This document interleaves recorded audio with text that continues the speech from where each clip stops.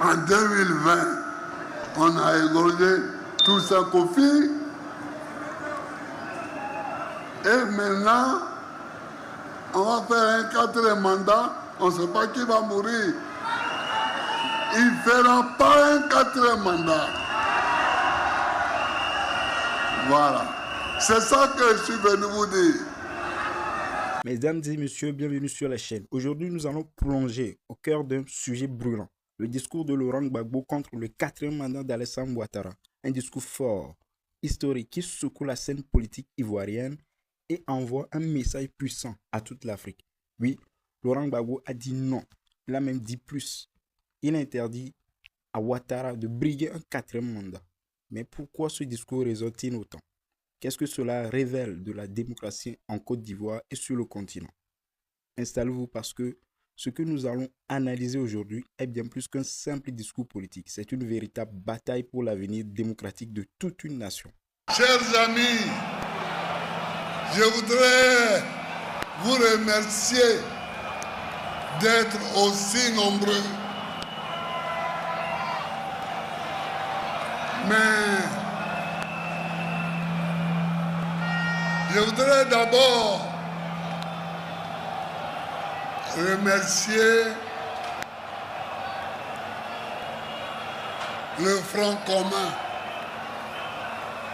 d'avoir organisé le week-end passé une marche gigantesque. Une marche extraordinaire.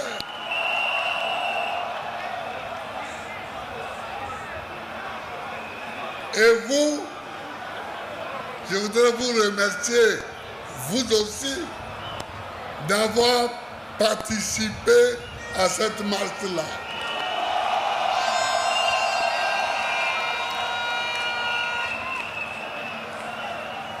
Mais avant de continuer,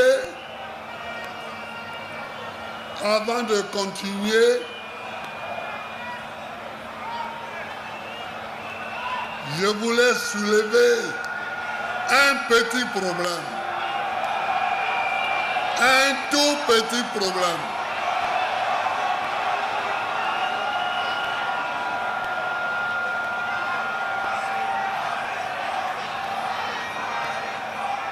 Je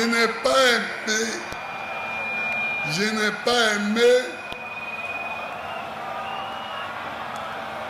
quand vous avez chanté, quand vous avez dit que vous alliez installer Gbagbo au pouvoir et que le petit Moussi aille chez lui. Mais non.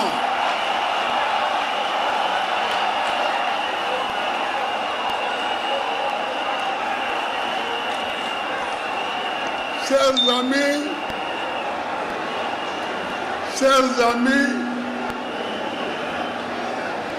ne répétez pas ça. Ne répétez plus ça. Parce que c'est...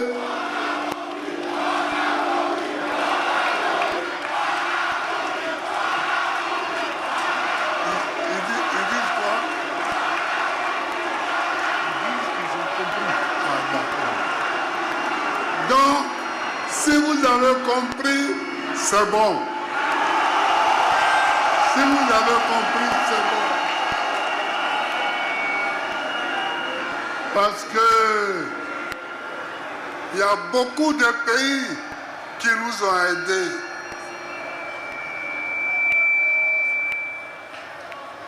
Quand on m'a arrêté en 2011,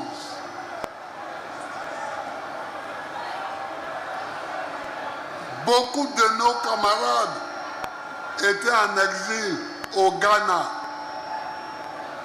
au Libéria, au Burkina Faso.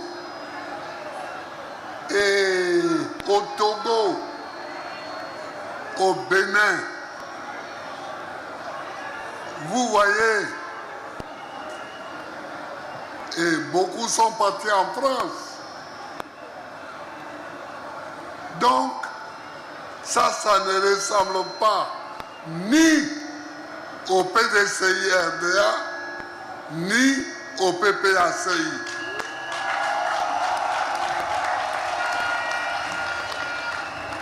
J'ai dit au PDCI parce que le RDA a été créé même à Bamako. C'est le PDCI qui a été créé à Treichville. Donc, si vous avez compris, c'est bon. J'ai demandé à Abiba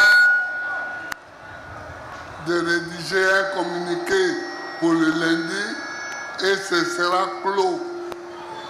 Prochainement, il faut répondre à ceux qui nous attaquent. Mais il faut leur répondre sans citer leur ethnie, sans citer leurs origines. Vous avez compris? Vous avez compris? Bien. Je voulais commencer par ça.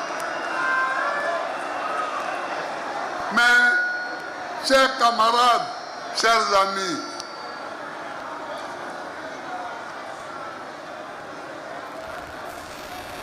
le sujet que nous réunissons aujourd'hui,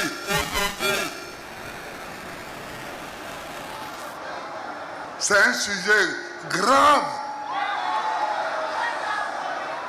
C'est un sujet grave.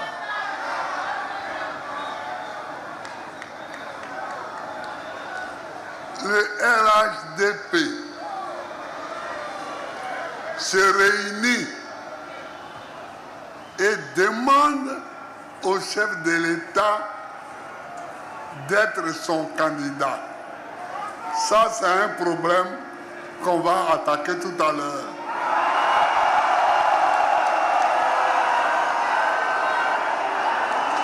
Mais le chef de l'État leur dit, j'ai compris, je vais réfléchir. Et il prend l'avion, il s'en va en France.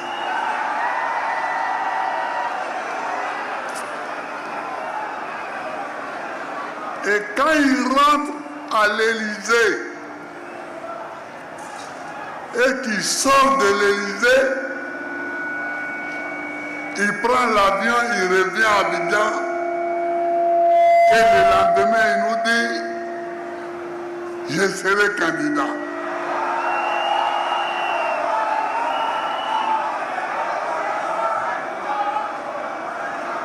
Or donc, c'est à l'Élysée qu'il réfléchit.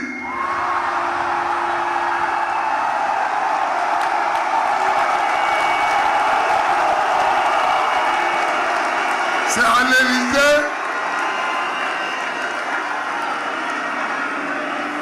qu'il prend les réponses à donner à ses militants et à la Côte d'Ivoire.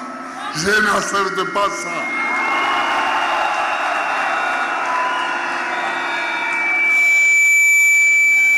On est indépendant ou on lutte pour l'indépendance, mais on n'est pas dépendant de l'Élysée. Je refuse ça. Et si c'est pour ça qu'ils ont bombardé ma résidence présidentielle, quand j'étais président, eh bien, ils peuvent recommencer.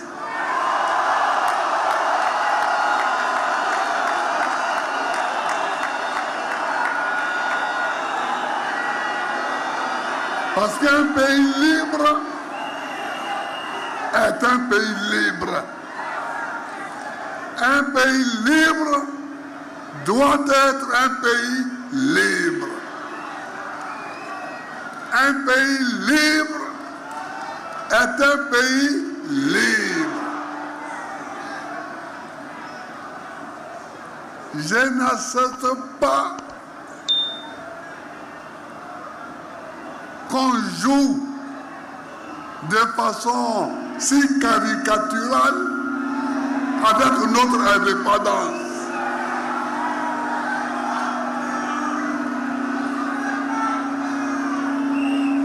Maintenant reste le vrai sujet.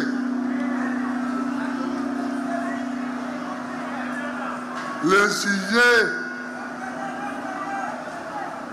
du 4e mandat. Mais pourquoi quelqu'un va faire 4 mandats en Côte d'Ivoire ici? Pourquoi?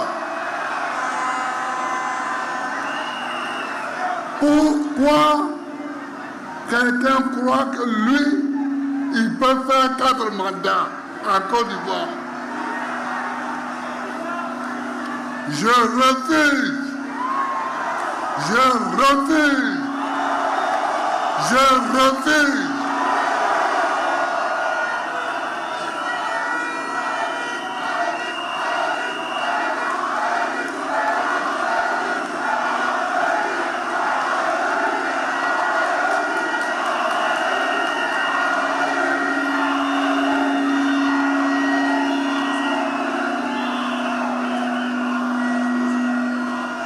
Il faut refuser, hein? Il faut refuser. Comment? La Constitution est claire. La Constitution est nette. La Constitution interdit à un citoyen de faire plus de 2 mandats. Et toi, tu es là, tu veux faire 4.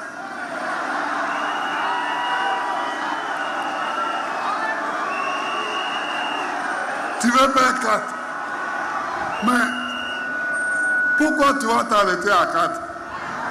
Si tu fais 4, fais 5, fais 6, fais 7, fais 8, fais 9 en même temps.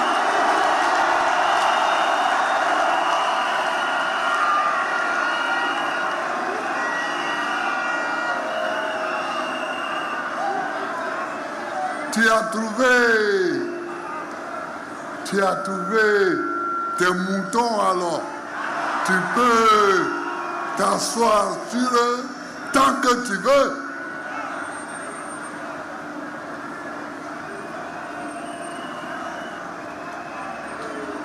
Quand Gueye a pris le pouvoir, après le coup d'État qu'on lui a attribué,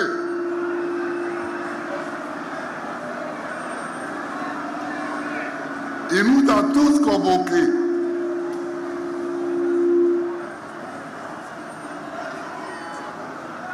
Et il nous a demandé de réfléchir à la rédaction d'une constitution. Nous avons tous été des constituants.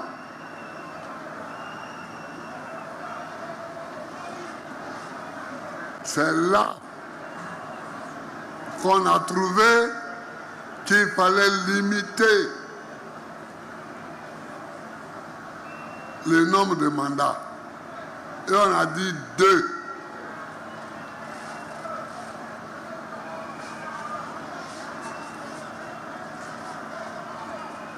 Oufoué a eu la chance, à son temps, la Constitution ne prévoyait pas 2 mandats seulement. Aux États-Unis, ils ont fait plusieurs mandats jusqu'à Roosevelt.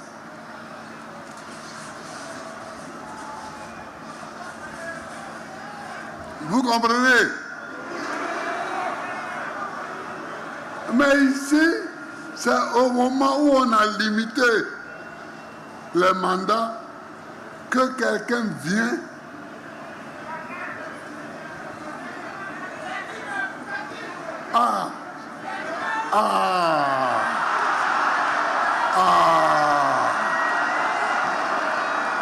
que quelqu'un vient et il est en train de finir son troisième mandat illégal. Le troisième mandat même qu'il finit là est illégal. Mais non content d'achever un mandat illégal, le troisième, il veut en faire un quatrième.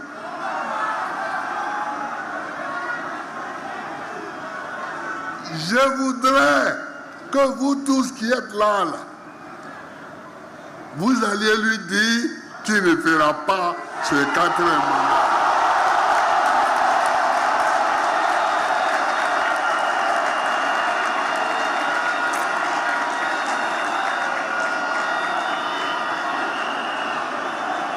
Je voudrais que vous alliez lui dire qu'il ne fera pas ce quatrième mandat. Et j'ai regardé l'autre jour, j'écoutais la radio et j'entends que son parti veut organiser une marche pour le quatrième mandat. J'ai dit, yeah. Voilà les gens qui veulent nous donner la nourriture. Mais si c'est comme ça, nous allons marcher tout le temps, tous les jours. Nous allons marcher tous les jours pour dire non au quatrième mandat. Si eux, ils marchent, nous on marche. Si eux, ils marchent, nous marchons. Et la Côte d'Ivoire va être un pays de marcheurs.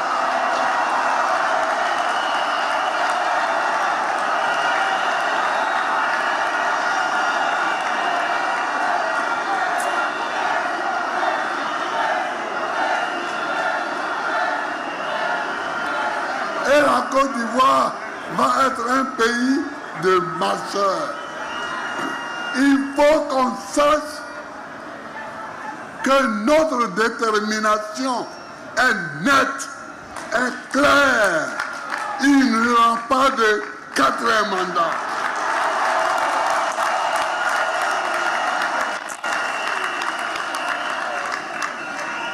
Notre détermination est sans faille. Alors, pour nous rouler, pendant qu'ils annoncent ça, ils arrêtent nos camarades. Ils arrêtent des militants du PDCI, ils arrêtent des militants du PPACI, ils les mettent en prison. Ils croient que nous sommes des couillons, quoi.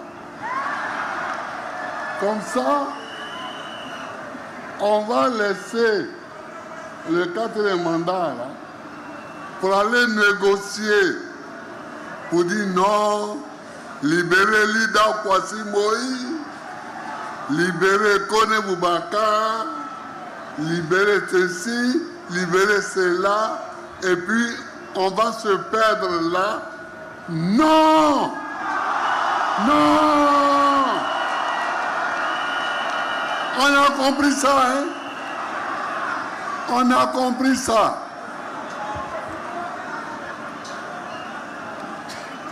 On a compris ça. On a compris ça. Donc nos amis qui sont en prison, je voudrais leur dire notre appui, notre soutien. Nous les soutenons fort. Nous sommes avec eux. Et nous ferons tout ce qu'il faut pour qu'ils soient libérés.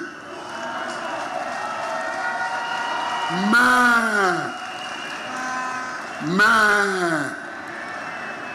nous ne lâcherons pas le 4e mandat pour leur libération. Comme lui, il ne fera pas le 4e mandat, et ils seront libérés bientôt. Ils seront libérés bientôt. Mais qui a trompé ce monsieur en lui faisant croire qu'il pouvait venir comme ça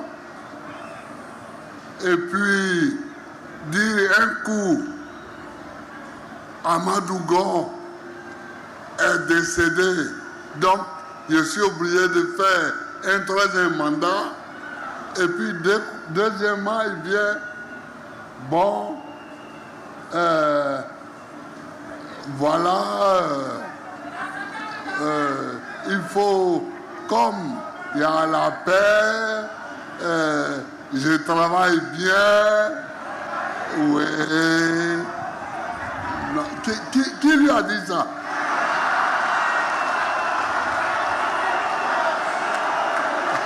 Qui lui a dit ça?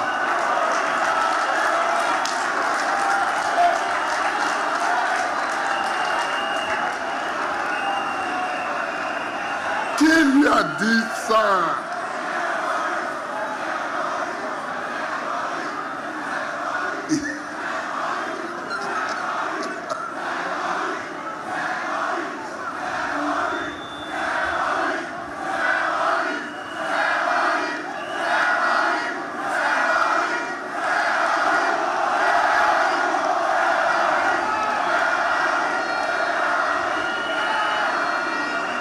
Qui lui a dit ça?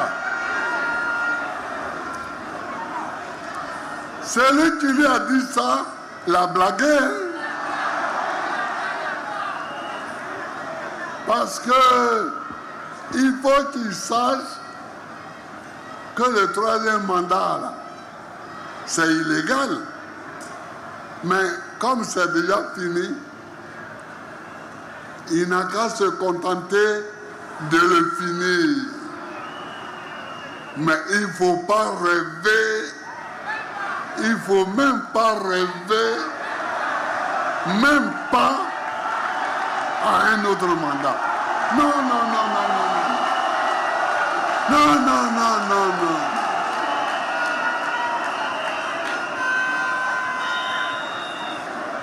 Et je le dis, pour lui-même,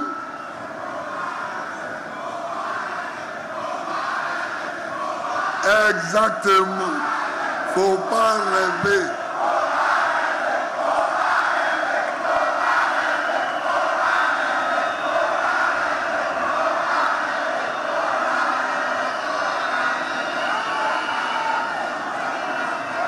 Donc,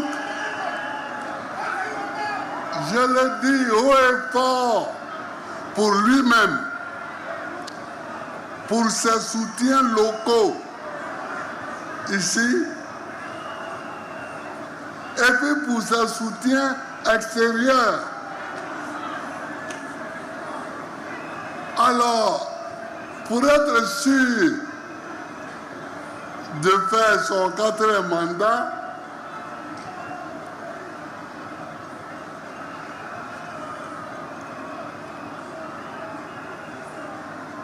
Cham, président du PDCI, est écarté de la liste.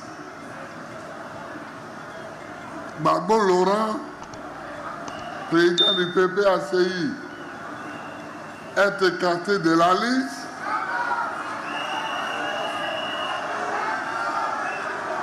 Soro Guillaume est écarté de la liste. Mais qui lui a dit ça? Qui l'a blagué comme ça?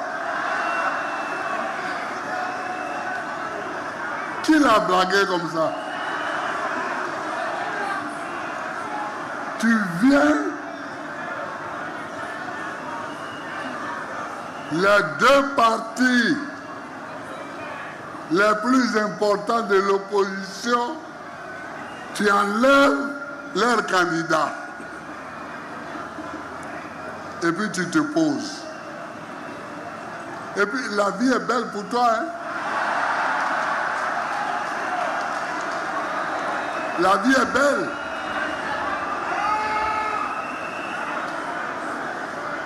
Tu circules. Non, non, il ne faut pas rêver. Il ne faut pas rêver. Il ne faut pas rêver. Il n'y aura pas de quatrième mandat. Il n'y aura pas de quatrième mandat.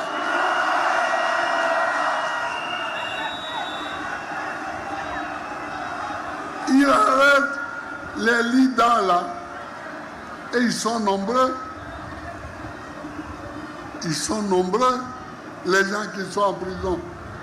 Il les arrête. Croyant que nous allons abandonner le problème du quatrième mandat pour aller négocier la libération de nos camarades. Nos camarades, nous demandons leur libération aujourd'hui même. Nous demandons leur libération. Mais en même temps, nous affirmons aujourd'hui même qu'il n'y aura pas de quatrième mandat. C'est tout. Nous pouvons faire et l'un et l'autre.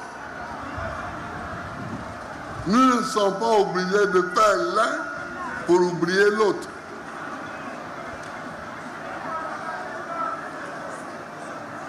Le troisième mandat lui-même est illégal. Ce n'est pas le mandat à cause duquel on a égorgé Toussaint là, Toussaint Kofi là. Alors lui, en 2010, on a tué des gens.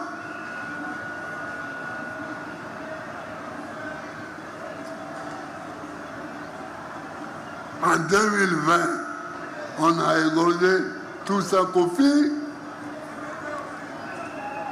Et maintenant, on va faire un quatrième mandat.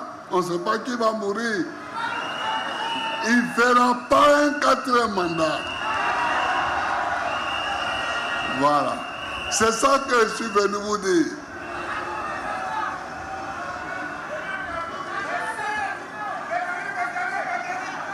Hein?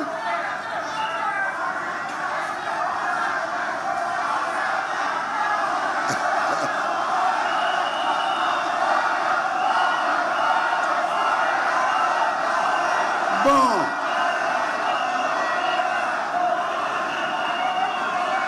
Il dit,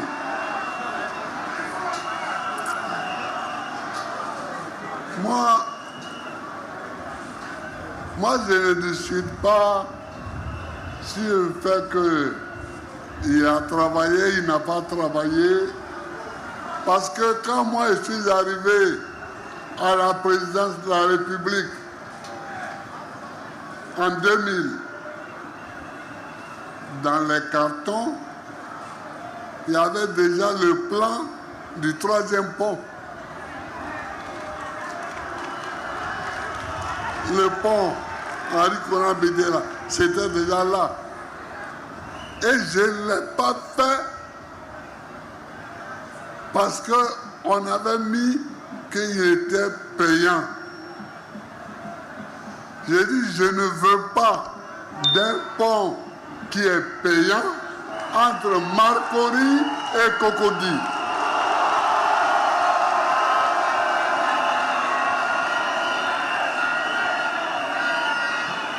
Vous pouvez demander à tous ceux qui ont eu le dossier en main.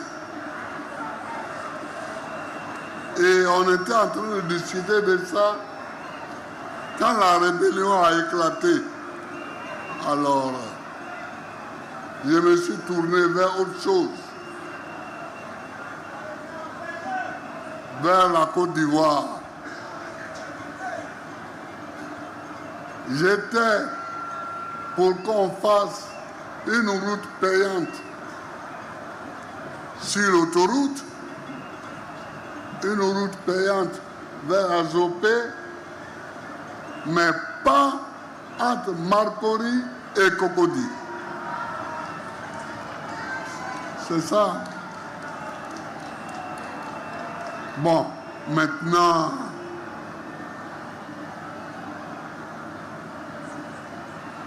il se vend de beaucoup de choses. C'est bien. Je pense qu'il a fait des choses. Mais moi, c'est pas ça. Il y a des gens qui ont fait des choses et qui sont partis. Churchill, en Grande-Bretagne, au moment de la Deuxième Guerre mondiale, Churchill a résisté contre les armées allemandes. Il a fait reculer l'Allemagne. Il a protégé la Grande-Bretagne contre l'Allemagne. Mais quand Churchill a fini son mandat, il est parti. Quand on finit son travail, on s'en va. Quand on finit son travail, on s'en va. On ne dit pas comme j'ai bien travaillé, alors je dois rester. De Gaulle, la France était en déconfiture.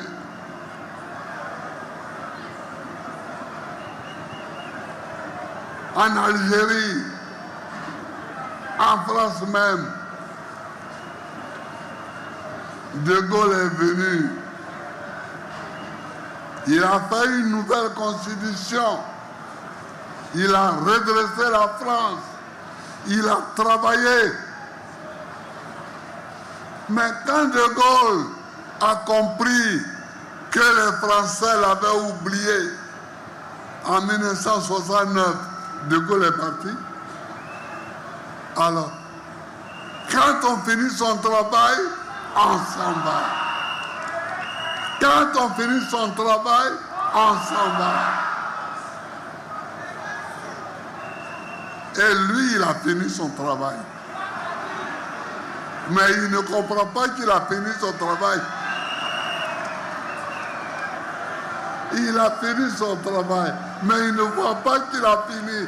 Donc, pardon, dites-lui que ton travail est fini.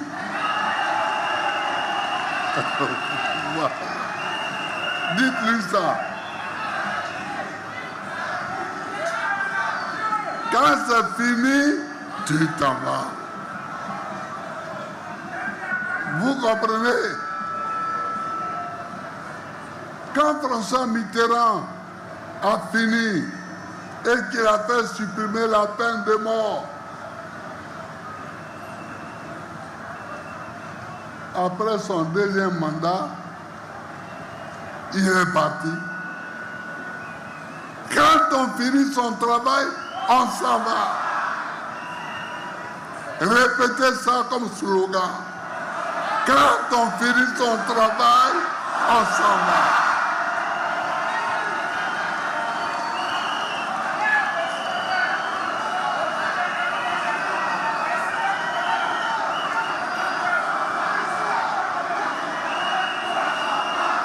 Voilà.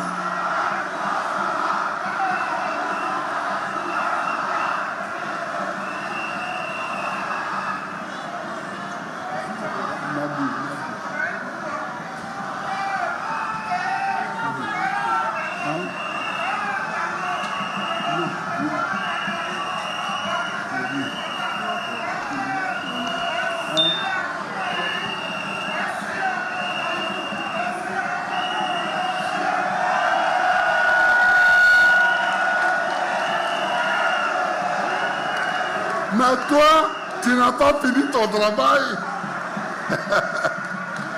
Mais celui qui a fini son travail, alors. Donc, c'est ça que je suis venu vous dire. La détermination qui est la nôtre à lutter contre le 4e mandat. Nous sommes déterminés. Ils veulent marcher. Nous, on va marcher aussi. Ils veulent marcher. On va marcher. C'est tout. Mais il n'y a pas de... Il n'y a pas de problème. S'ils veulent marcher, on marche. Abidjan est grand haut. Abidjan est grand. Si ils marchent à Bobo, nous on peut marcher à Epougon. S'ils marchent au plateau, on peut marcher à Marcory. Ouais. Donc, chers amis, chers amis du PDCI et chers amis de tous les autres partis, je vous remercie d'être venus à ce meeting,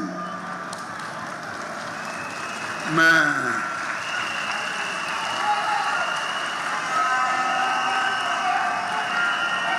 je suis venu ici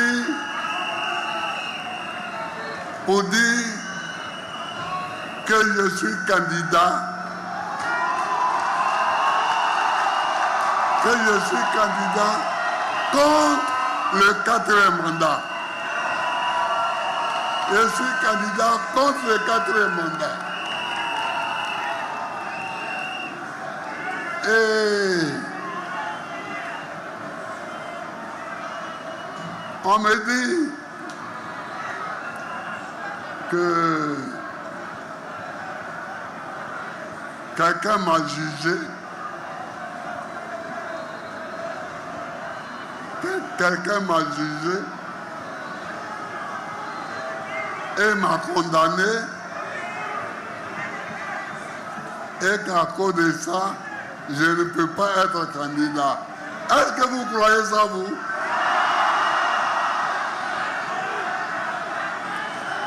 Un président de la République,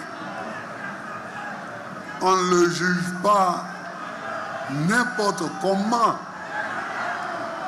On ne le juge pas devant n'importe quelle juridiction. Donc moi, je rejette ce jugement. Et puis de toutes les façons, il y a eu une amnistie qui, en principe, efface tous les faits.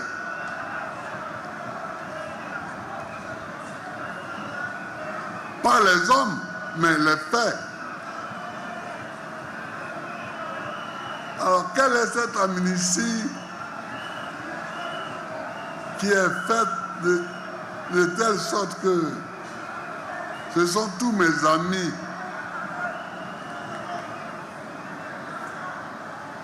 qui sont amnistiés et pas moi. Pourquoi? Pourquoi? Pourquoi? Parce que c'est moi, quoi. Non. Il faut sortir de la plaisanterie. Il faut sortir de la plaisanterie. Il faut sortir de la plaisanterie. Merci, merci, merci, merci.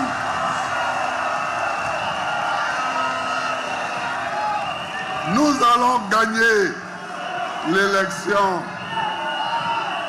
pour que tous les enfants de ce pays puissent aller à l'école. J'avais commencé une école gratuite au moins jusqu'à 16 ans. On avait fabriqué les livres qu'on donnait aux élèves et qui rendaient à la fin de l'année.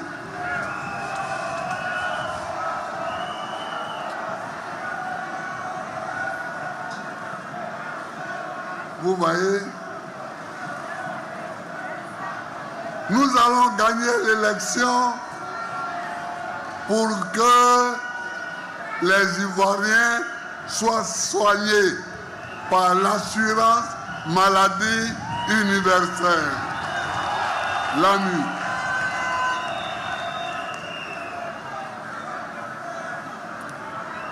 Nous allons gagner l'élection pour que Abobo village soit reconstruit. Dans quel pays, vous voyez, on arrive et puis on casse un village? Pourquoi? Pourquoi?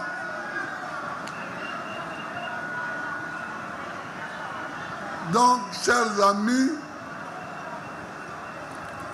nous allons gagner l'élection pour que les femmes et les jeunes aient leur banque. Une banque pour qu'ils puissent emprunter et créer leur petit dossier. Et créer leur petit dossier.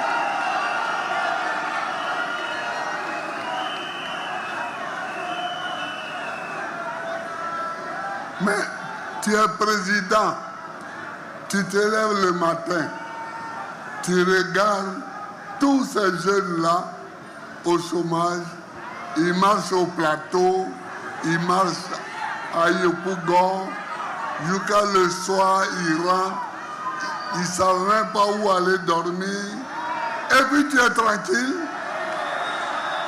Moi, je ne suis pas tranquille.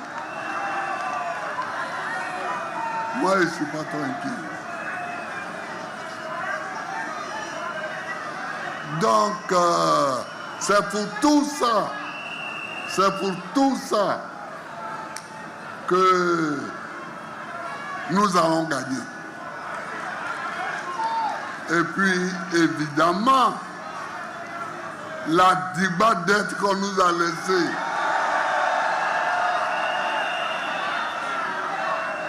une dette, je ne sais même pas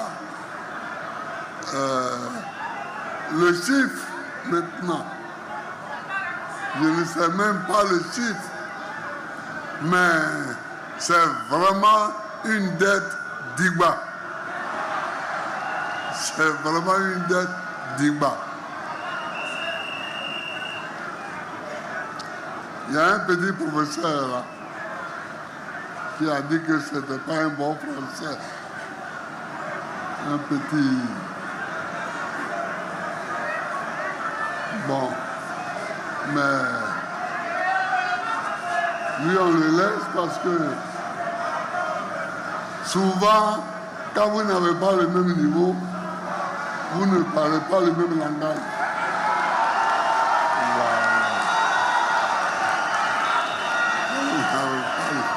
Le même niveau, Donc, chers amis, voilà ce que j'étais venu vous dire. Pas de quatrième mandat. Pas de quatrième mandat et pas de quatrième mandat. Vive la Côte d'Ivoire. Que Dieu bénisse la Côte d'Ivoire.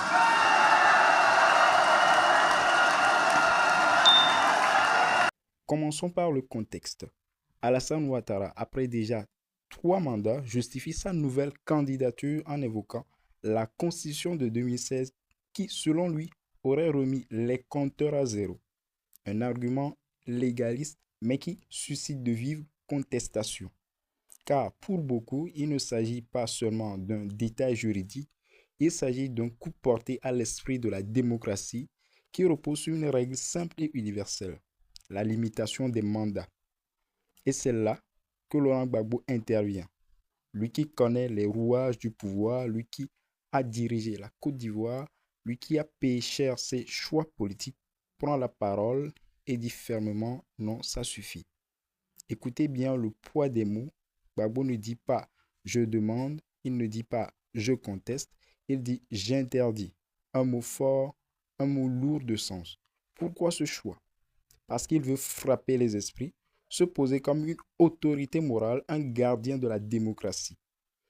En prononçant ces mots, il rappelle à Ouattara, mais aussi à tous les dirigeants africains, que le pouvoir n'est pas éternel, que la constitution n'est pas un jouet, et que la politique, au fond, n'a de sens que si elle sert le peuple. Ce discours est loin d'être un simple coup d'éclat. C'est une alerte, car l'histoire de la Côte d'Ivoire est marquée par des crises violentes, souvent nées de contestations électorales.